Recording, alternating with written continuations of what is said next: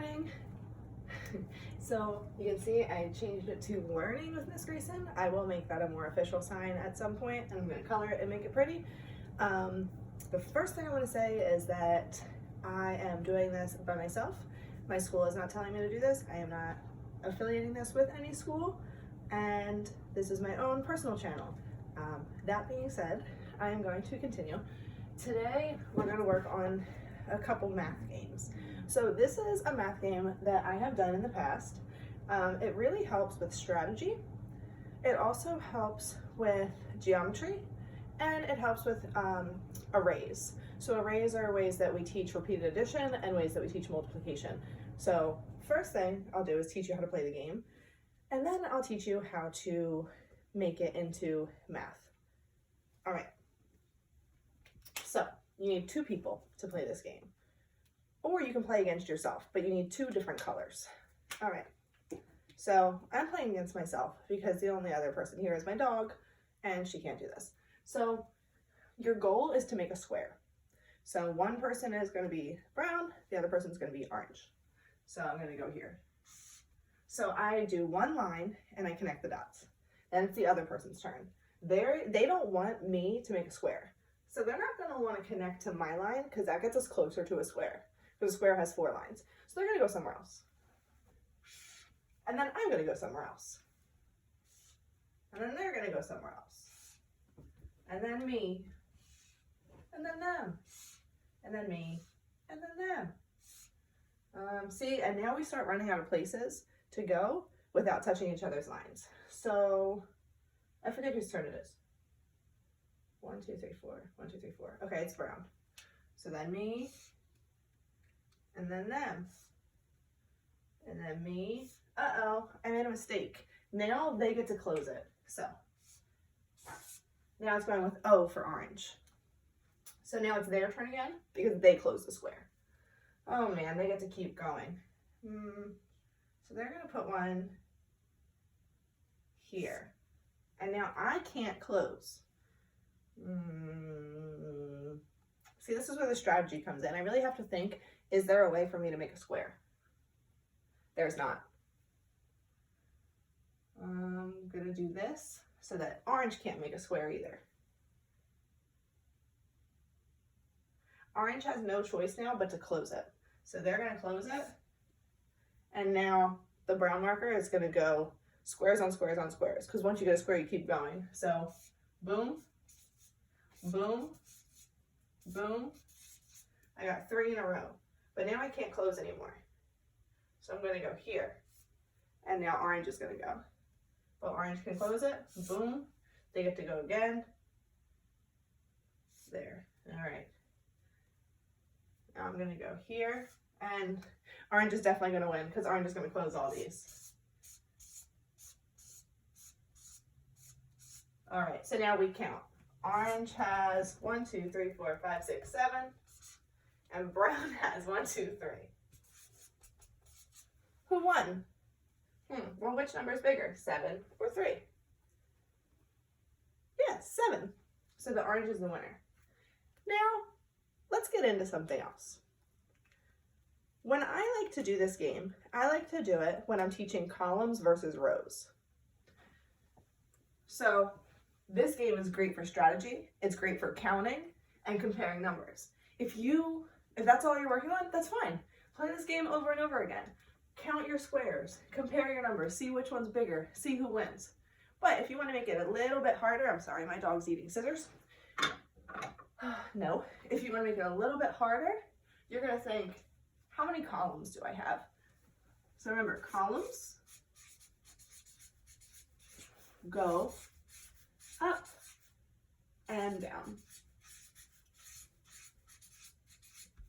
Which means they look like this. 1, 2, 3, 4, 5. Rows, this is the way I like to remember it. It's like row, row, row your boat. Do you row your boat up and down and like a mountain or like steps? No, you row, row, row your boat across the ocean or across a lake. So rows go side to side, like this. like flat across a lake or flat across the ocean. So how many columns do I have here? You're counting while I'm writing. How many columns are here? Well, let's find out. 1, 2, 3, 4, 5. 5 columns. How many rows do I have here? 1, 2. So these are some ways that you can be learning and practicing math strategies with pencil and paper. You don't need anything else but pencil and paper. It doesn't even have to be big paper. It doesn't even have to be paper from a notebook. It could be the back of an envelope. It could be, I know when I was younger, my mom would write notes on the back of mail. It could be on the back of mail. It can be on the back of a magazine. It doesn't have to be a pencil. It can be a crayon. It can be a marker. Who cares? As long as you have dots, you connect it with lines, you're using your brain, you're counting and seeing which color won. You can play by yourself like I just did, or you can play with a sibling, you can play with a parent, you can play with anyone in your household who wants to play. If you want to make it a little harder, you talk about columns and rows. Remember, columns go up and down, rows go side to side. But this is an extension. This is like challenging your brain even more. All right, I'm going to teach you some other games that you can do for math. So we're going to come a little lower so you can see down here. Let's see if this will work.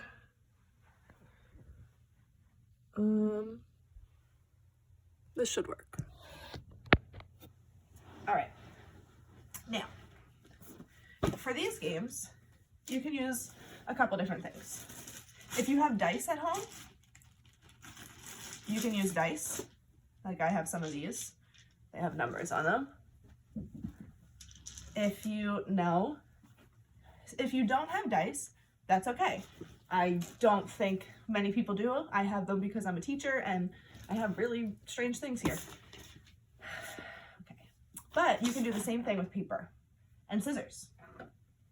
You can't make dice, but you can make the same idea. And if you don't have scissors, you can just rip it.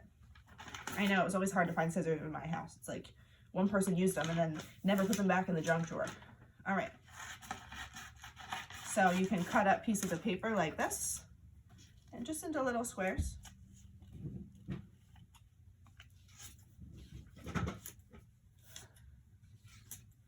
All right. And then you just write numbers on them. So I'm going to take my marker and I'm going to write numbers 1 through 6. 1,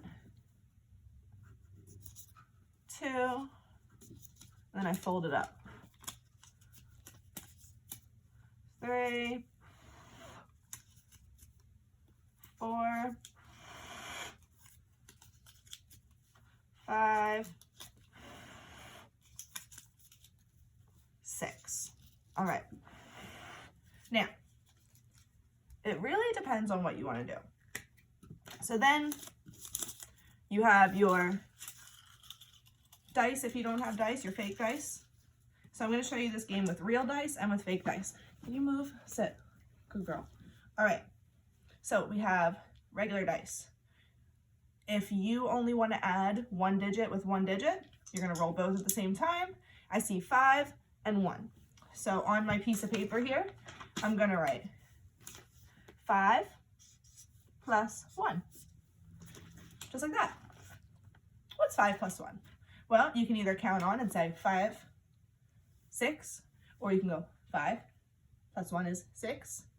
Or you can draw 1, 2, 3, 4, 5 dots here and 1 dot there and count them all up and come up with 6.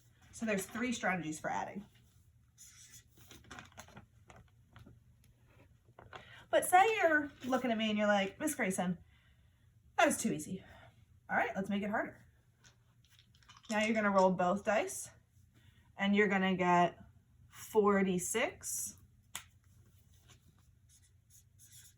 plus, now if you wanna make it only kind of hard, you're gonna roll 1 more dice, plus 6. If you wanted to make it super hard and do double digit plus double digit, you would just roll 2 and you would add that, but we're not there yet. All right, so now I have 46 plus 6. I can say 46 in my brain and count up, or I can draw a picture. So let me draw a picture. 10, 20, 30, 40, 41, 42, 43, 44, 45, 46, plus 1, 2, 3, 4, 5, 6. So do you see how I drew that picture? I didn't draw 46 dots because that would be crazy. I drew 4 10s and 6 1s. So 10, 20, 30, 46, 47, 48, 49, 50, 51, 52. So 46 plus 6 is 52. The other way I could have done that is just vertical. 6 and 6 is 12. And you know, we know that way. So these are some ways that you can choose to do math with dice. But remember, not everyone has dice. So let's put these away. Pretend we don't have them. Now you might be saying, how can I help my child, or how can me as a student do all this if I don't have dice? Remember these papers that we wrote on? We're just gonna pick one. 2 has a 2 on it, see? Then I put it back in the pile. So I write 2 plus, now same thing,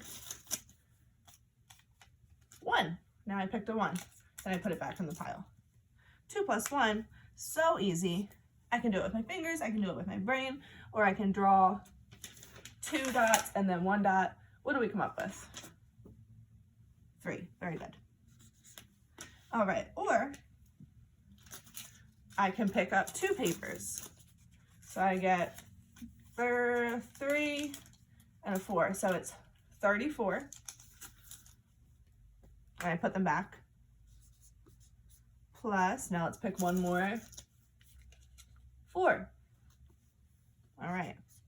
Now remember, we can do it in our brain by counting up. 34, 35, 36, 37, 38. Or we can draw a picture. I'm going to draw a picture. 10, 20, 30, 31, 32, 33, 34. 1, 2, 3, 4. So here we have 10, 20, 30, 31, 32, 33, 34, 35, 36, 37, 38. Perfect.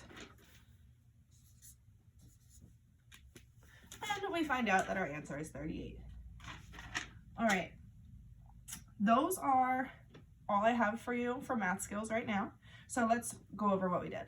We did dots and lines, which helps us with strategy, like really hard thinking. It helps us with counting.